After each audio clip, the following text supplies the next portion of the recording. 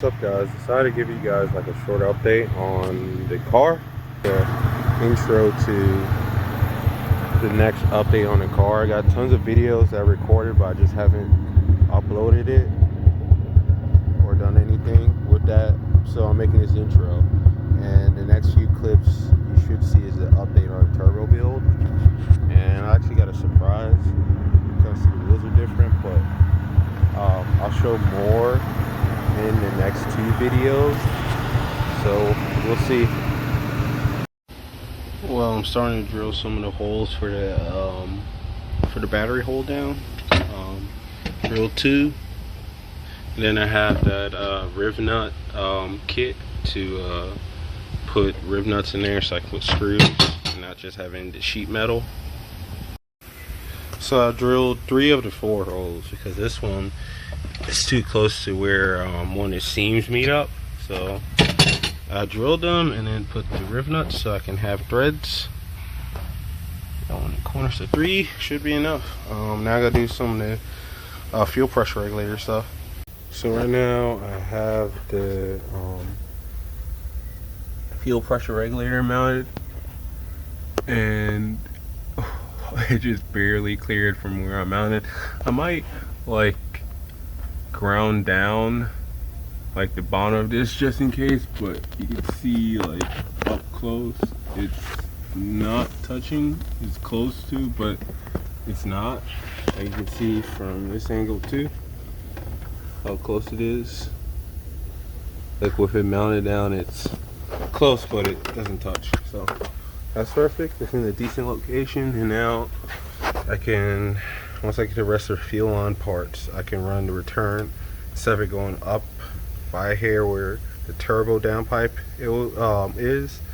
It's gonna come off of right here and go up against the firewall, and then go to the return into the fuel pressure regulator, and then this will come down and it will drain down. So actually looks good there. I can adjust it and everything. So next is the other bolt for the positive battery terminal, since I have to relocate this to the trunk, of course. So I got this this hardline adapter from K Motor. It's for like a Honda Acura, and it's for the feed, because on the feed I also have to remove it from the way of the turbo. So you can see kinda, it's hard to see right, let me zoom, right there, that fitting, that is basically where this, or basically this. So that's a hard line. I can push it closer up to the firewall, so instead of it being here the downpipe is, it will be all the way back here. So the downpipe will run right here, so at least give me 3-4 inches away from the downpipe, and I could shield it and everything.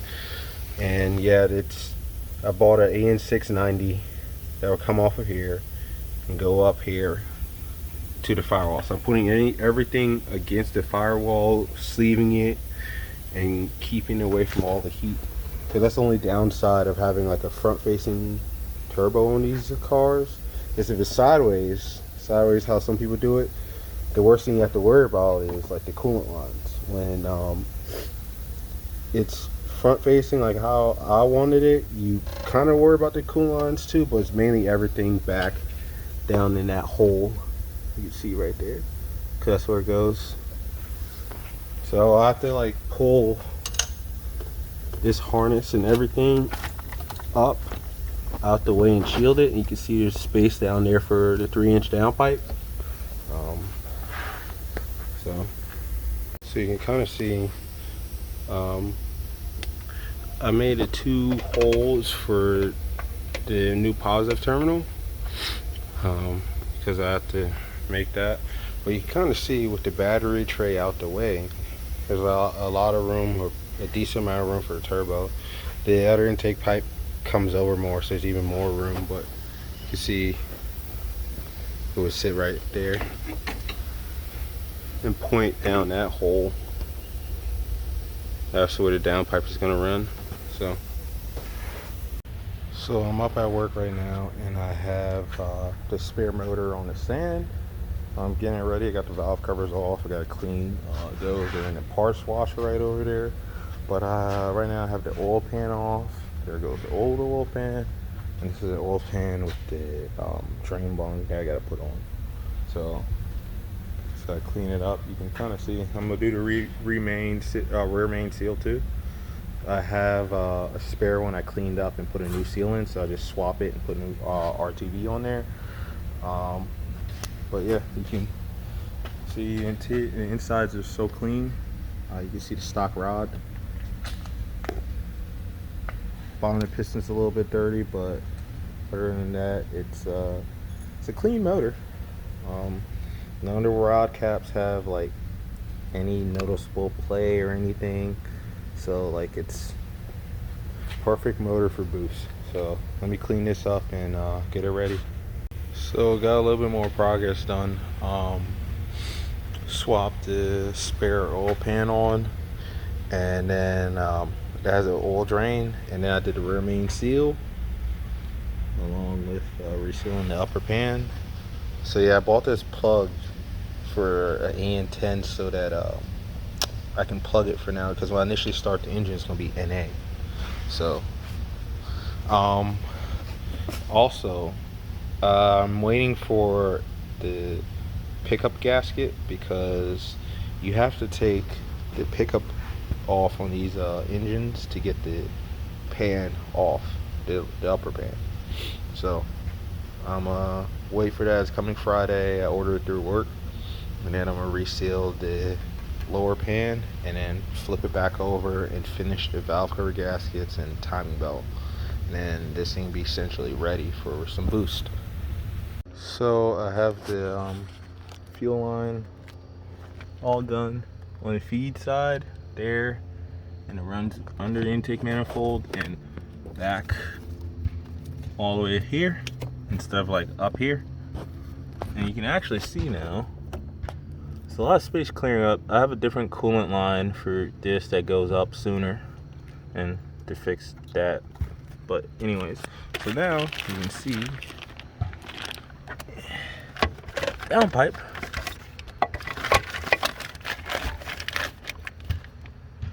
can go like right there, and it still leaves like room, but it's getting closer and closer. Some of this wiring harness can still be pulled up and out the way. I think I'm gonna run it over the brake booster to pull it higher up away from it, but not bad.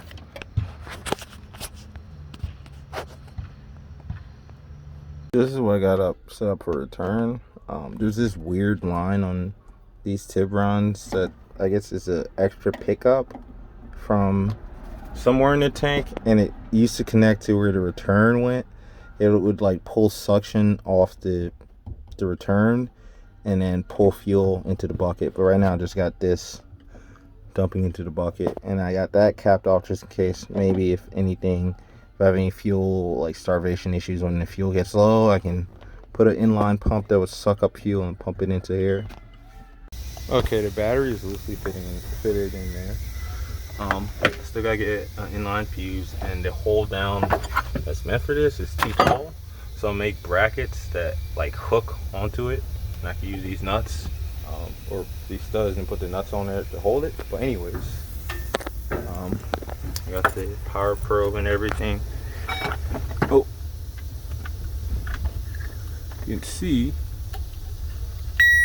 that's power, and then still cranks fast. So let's see. Check this out. Cranks like normal. Battery back there. Right now, I just have a temporary clamp. I gotta fix some of those fittings, or not fittings, those connectors. But it's running. I'll get the inline fuse and finish most of the work tomorrow, hopefully. But you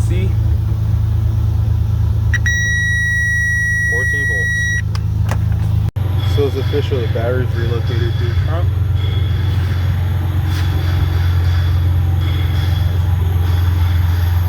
Positive terminal. Back here. Gotta zip tie some of this up.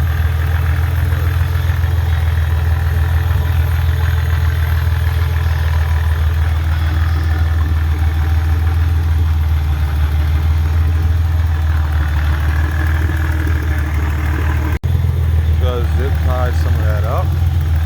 So now you can see there's a lot of room in here for activities now.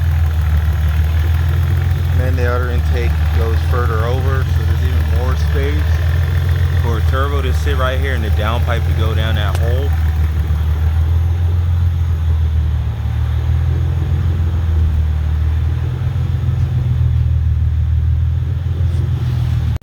So the spare motor is essentially all done, sealed up, timing belt, water pump all done, cleaned the cylinders, intake ports, swapped the porter manifold on. So it's all ready, and we'll see what it do once I drop it in and put the turbo on. But the goal is 400 on stock bottom and end, stock internals, so on E. But when I first put it in, it's just gonna be on 8 pounds pump gas, so I'm hoping for mid 300s. So we'll see what happens. I'll take it easy when I first install it, get the tune straight and everything, but it's looking good. Motor swap time.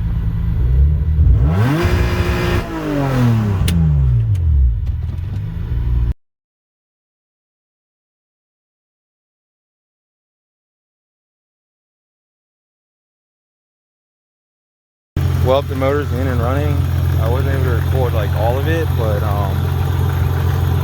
because like I had some few mishaps, I thought that there's something wrong with the motor. When I was cranking over, I cranked it over about the plug, so I realized about the intake manifold on, that ground wasn't there. And then finally when I cranked it over, when I first ran it, it didn't want to stay running at idle. It was bending out the oil cap a lot. Like it had really bad blow by. But I remembered there's motor sat for a while, so the rings needed to reseat, so I ended up like just letting it warm up and then revved it a couple of times and it just stopped. So I ran it for a little bit, drained the oil, and then put the new 540 in there. So she's healthy, fresh motor swap. It's kind of running lean because it has an exhaust leak that I need to fix, but the Y pipe is kind of garbage, so I'm tossing that in anyway. But